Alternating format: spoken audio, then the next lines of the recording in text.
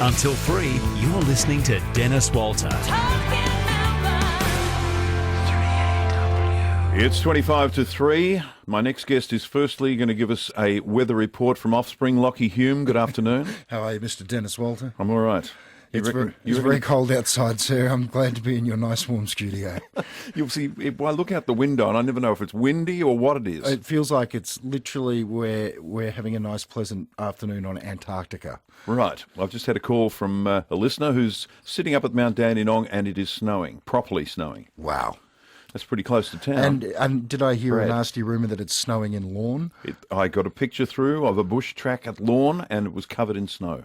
Wow. That's not supposed to happen. No, it's not normal, is it? No, it isn't. But you're not here to talk about the weather. No. Offspring, why? Sixth season, what's the nerve it's touched? Why is it so successful? Well, it's interesting. I was doing some chats this morning, and Kat Stewart and I were doing some stuff together, and we were asked from the second that what we thought was going to be the last episode went to air. We really did go into that final season saying, this is it. It's the final season, and do we have any more stories to tell?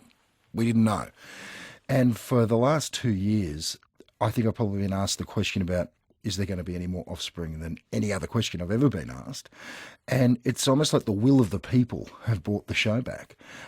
We've got such a great writing team that, they've been able to drum up some new adventures for these characters. So we're pretty proud of we're still in the middle of shooting.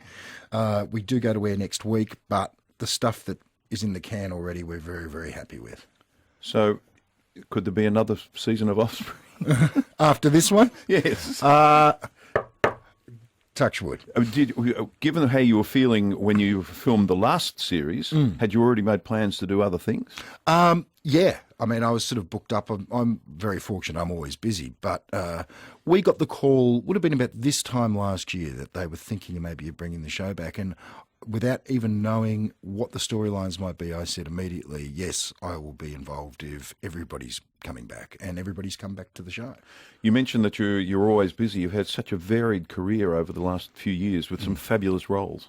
Yeah, well, I've been very lucky, as I say, Well, you've got to be right for the roles, and you've got to be able to deliver them. Well, yeah, it's good you mention that, because I'm not really sober for any of it, Dennis, so it's always nice to hear from a friend such as yourself that I'm delivering when they yell action. You're going well. Thanks, mate. How tiring is it, the pressure of filming a series like this? Well, maybe it's all because we're a little older this time around, but man, I was talking with Asha Keddy the other day on set, and I said, do you remember it being the hours as long as we've been filming on this?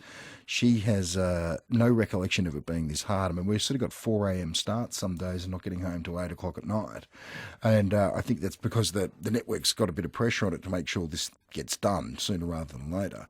But the great thing about working on Offspring is that the cast is extremely close. The crew are extremely close with the cast. We've all, pretty much 90% of the people we're working with on this 6th season have been there since day one. That helps. And it's a quite riotous place to go to work. It's an incredibly fun, buoyant set. So when you're actually working, you don't get exhausted. It's really just when you get that 5 minutes of downtime, it really can knock you. Working with the same actors for such a long period of time, does that allow an even better performance? It creates a safety net for you. So the character that I play, Dr. Clegg, is a bit of a nut job, let's face it. Mm-hmm. And it's really what I call a dropping your pants character. You've got to be prepared to make an idiot out of yourself if you're going to play a sort of nutbag like this. Working with the sort of core ensemble of the cast for that wouldn't come naturally to you? No, not at all. No, thank you for pointing that out too, Dan. Having that closeness amongst the cast and the crew allows you to take that risk because you feel like you've got that safety net. So if you do make a fool out of yourself, you know that the audience at home might not get it, but the people you're working with on the day are certainly going to catch you if you fall. Outside of the filming of Offspring, what else is ahead for this year? Well, I'm going back to do some theatre. heading up to Sydney to do a play with Rose Byrne called Speed the Plough, a David Mamet play. And I'm thrilled to be. I'm not normally a big fan of doing theatre. It's 8 shows a week. It's not a lot of money. And I figure after the opening night, did somebody film that? Because I'm done. But you have to front up and do it again and again and again and again. And but I've wanted to do this play since I was about 20 or 21 years old. And I couldn't believe it when they rang. I just got a phone call out of the blue. Andrew Upton, who is Kate Blanchett's husband, it's his last show that he's directing for the STC. And so he rang and said, "Do you want to play this role?" I said, "You bet." So I'm quite looking forward to doing it. No names, no pactual here, but on a theatre stage here in Australia last night, someone had to yell prompt. Oh, have you ever had to do that? No. Just to explain that, that's when an actor will have forgotten where they're up to. Yeah, pretty much you've forgotten your dialogue, and traditionally the prompt would be, back in the old days, they used to have these sort of sandbox things at the front of the stage, and there'd be somebody who could pop their head up and whisper the lines out to the actor. No, I've never actually been on a stage where I've had the opportunity to call prompt. If I had that available to me, I wouldn't learn my lines, and I'd probably have an earpiece put in, like a Bluetooth, and somebody could just feed me the lines. What a horrible moment that must be. Oy, that awkward, not just for the actor, but I would presume for the audience. For the audience. Well. And is there always someone in theatre sitting there side stage? Always, you've got your stage manager there, but they've got a lot more to worry about than what the actor's job is. They're controlling lights, they're controlling curtains, they're doing all the technical stuff. You kind of acting's not rocket science. Pretty much you got one job: learn your lines. That's the job. That's the job description.